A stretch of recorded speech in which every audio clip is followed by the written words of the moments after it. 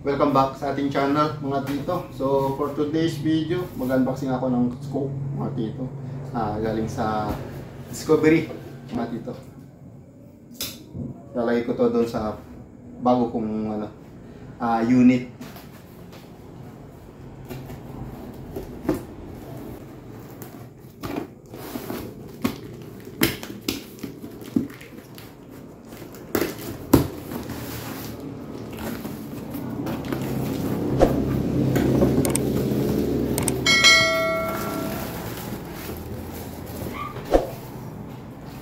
Ayan mga tito, so compact scope 3 to 12 by 44 yung kanyang size or specs mga tito.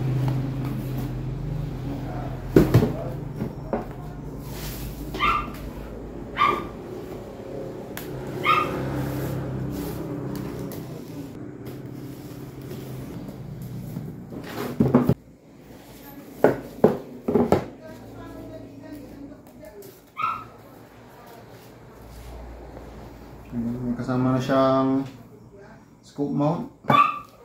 Tapos ayun, meron siyang kasaling scope opener. So ito yung unit mga tito.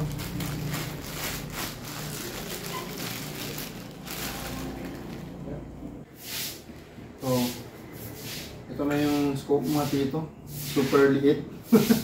Super gaan din. So 3 to 12 by 44 by Discovery HD mga tito. Pang compact. So napakaliit niya talaga mga tito. Pang compact na compact.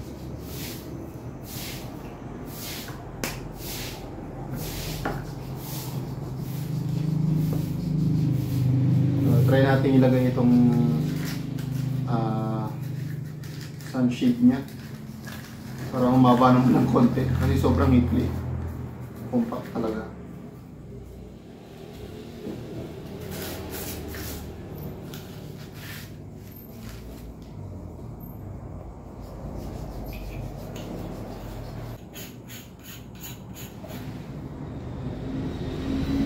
So ayan, ito na siya mga tito. So cute. Napaka cute mga tito. Para siyang laruan. Napakaliit.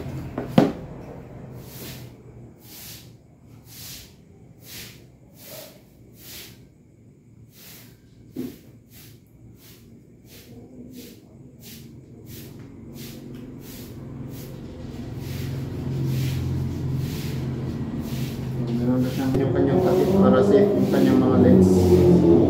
Ayan. So hindi siya zero stop mga dito. So locking turret. So ang tawag sa ganitong scope mga dito, locking turret. Ayan. Kung makikita nyo, hihilain bago mo mapihit. Unlike sa zero stop na pihit ka na kagad. So ito, kagandahan din naman ito, hindi mo basta-basta may pihit kung hindi mo hihilain. Kasi minsan yung zero stop, kunyari kukunin mo siya sa scope, pagka may pihit yan. Pakinggan natin yung kanyang clickers mga tito. Ayan, napakaganda. Talagang maririnig mo yung click pagka pinipihit mo. Saka itong windage nya parehas. So matining, tunog.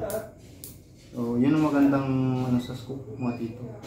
Kasi ramdam mo talaga na lumilipat siya, umuusog. So yung parallax nya parehas up to 500 yards to infinity. So meron din siyang illumination ang tawag mga tito. So gumagana siya mga tito. So, sobrang linaw, grabe. So, hanggang 10 yards yung minimum ng kanyang parallax. 10 yards. Sobrang linaw mga tito. Ito naman yung kanyang up to number 12. So okay siya mga tito. Ang bigat nito is nasa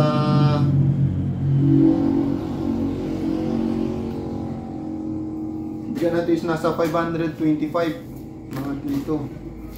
Scope lang 575. So check natin kung tama nga yung kanyang bigat. Kukunin ko lang yung pang kilo ko mga tito. So ito yung pang ano natin, pang sukat natin mga tito. So ikilo natin siya 575 yung unit. Pagkasama magaan naman, mabigat siya, nasa 635 mga tito. Ayan, 635 kung kasama siguro itong, kung hindi kasama ito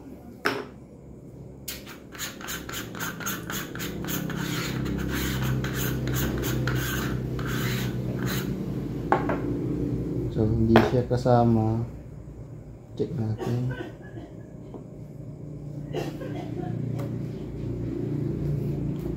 Naku, accurate nga, 575. Grabe ah.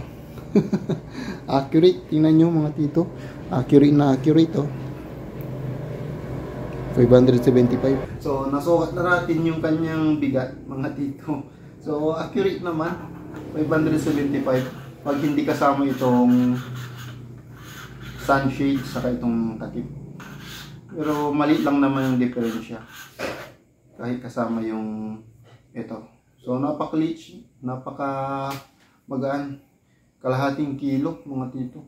So check natin tong isang kasama. Ito kung maganda ba itong kasama mount. Ito yung mount na kasama sa inyo mga tito. So medium profile mga tito. Ayaw ko to. Hindi ako fan ng mataas na scoop mount. Tago na lang natin ito. Magagamit natin ito sa ibang unit o ibang paraan.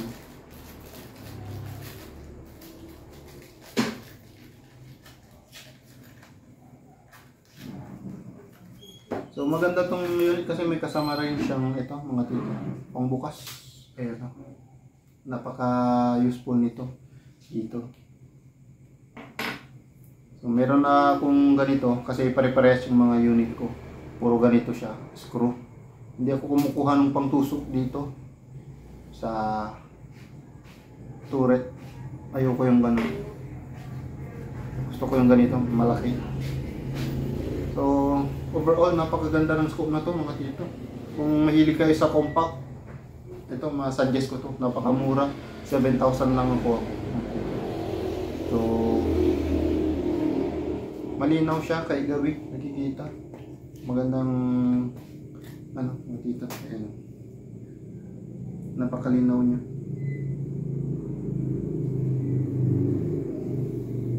So ang ano nito, reticle niya, mga tito. Ganito ang kanyang reticle, mga tito. Ganyan. Cross lang siya, ganun lang.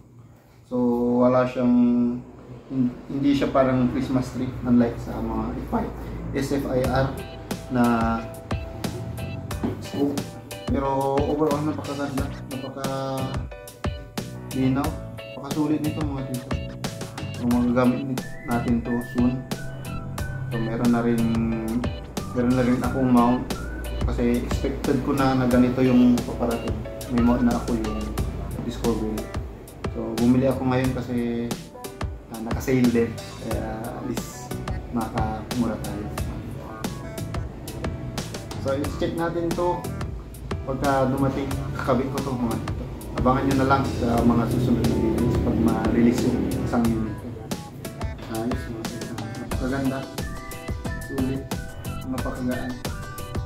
So all in all, pagka nakabit ko sa unit siguro mga 3 kilo lang. So, hanggang dito na yung video natin mga tito. Maraming salamat.